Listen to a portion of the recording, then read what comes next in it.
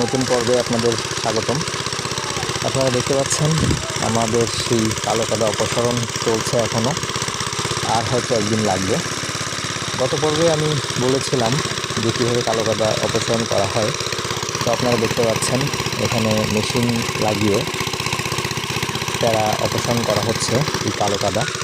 আসলে চিংড়ি চাষের জন্য যে পরিষ্কার পরিচ্ছন্ন জায়গা কতটা গুরুত্বপূর্ণ, এটা আসলে আপনাদের নিজেরা হাতে কলমে না করলে আপনারা এটা বুঝতে পারবেন না বা আপনাদের বোঝানো যাবে না।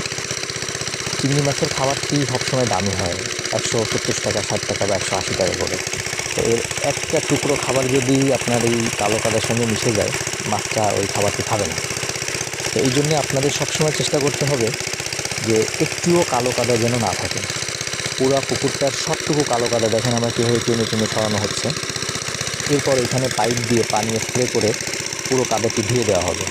নিচের পুরো শক্ত যে মাটিটি সেটা বেরো আসবে। আর এই শক্ত মাটি বের হয়ে না আসলে একটু যদি কালো কাদা থেকে যায়, আপনার খাবারের অপচয় হবে। আর এই খাবারটি পচে দুর্গন্ধ হবে, পানি নষ্ট হবে এবং আপনার মাছের জন্য ক্ষতি হবে। দেখেন দুজনে মিলে কীভাবে পাইপের মধ্যে এখানে নিচে মেশিনের পাইপের মধ্যে কীভাবে তেল ঢুকাই দিচ্ছে, আর একজন চারপাশ থেকে একটা কাঠের টুকরা দিয়ে নিয়ে আসতেছে মাটি সবগুলো টেনে টেনে। তো এই হচ্ছে পদ্ধতি। আপনারা চাইলে এভাবে একটি সেচ পাম্পের সাহায্যে এরকম করে নিতে পারেন।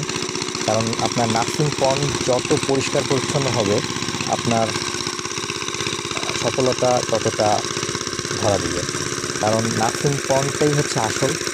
আপনি যদি 10,000 মাছ এখানে নার্সিং করেন, যদি সেখান থেকে আপনি 9,000 মাছ পান, তা আপনি 199% সফল বলতে হবে। কারণ মর্টালিটি থাকবে, সব মাছ বাঁচবে এমন কোনো কথা নেই। যদি আপনি 10,000 মাছ থেকে 8,000 মাছ পান, তাও আপনি সফল। সেখানে ধরেন আপনার 90% সফলতা। কিন্তু আমি মাছ দিলাম, মাছ দিয়ে আমি 10,000 মাছ দিয়ে 5,000 মাছ পেলাম, তাহলে কিন্তু আপনার সফলতাটা ওইখানেই শেষ। মাছ আপনি দিলেন, খাবার দিলেন, সব কিছু করলেন, কিন্তু পুকুরের তলদেশে কাদা থাকবে, আপনার ওই পুকুরের কোনো সফলতা আসবে না, আপনার চাষের সফলতা আসবে না কখনো। খাবারটি আপনার অপচয় হবে।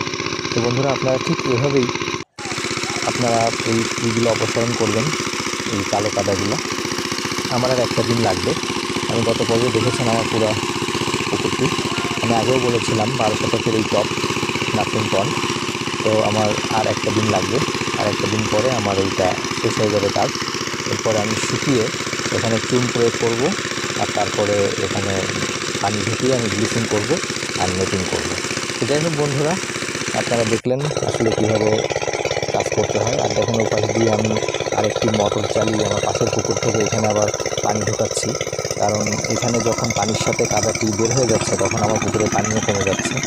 আর এভাবে কালো কাদা অপসারণ করতে গেলে পানি আপনার লাগবেই, যার জন্য ওপাশ থেকে একটি মোটর দিয়ে এখানে পানি ঢোকানো হচ্ছে। দেখেন সবাই কত মজা করছে আর কাজ করছে। আপনারা চাইলে এভাবে সুন্দর করে পরিষ্কার করে নিতে পারবেন। পুরো পুকুরের তলদেশ সমান থাকবে, তাহলে আপনাদের সফলতাও সমানভাবে আসবে।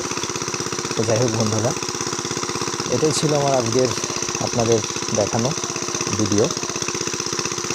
আর আপনারা যারা নতুন করে শুরু করছেন, তারা এখনই শুরু করে দেন। কারণ অলমেলের বাচ্চা আসতে আর বেশি দিন বাকি নেই। এসপিএফের বাচ্চা অলরেডি, বাগদার বাচ্চা মার্কেটে আসছে, সিপির মাছ চলে আসছে অলমেল, সিপির গলদা আপনারা ইচ্ছা করলে দিতে পারেন। সিপি কোম্পানির মাছও ভালো।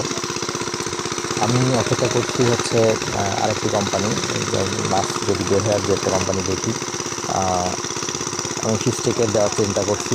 যদি ফিশটেক এসে যায় মার্কেটে, আমি দিব।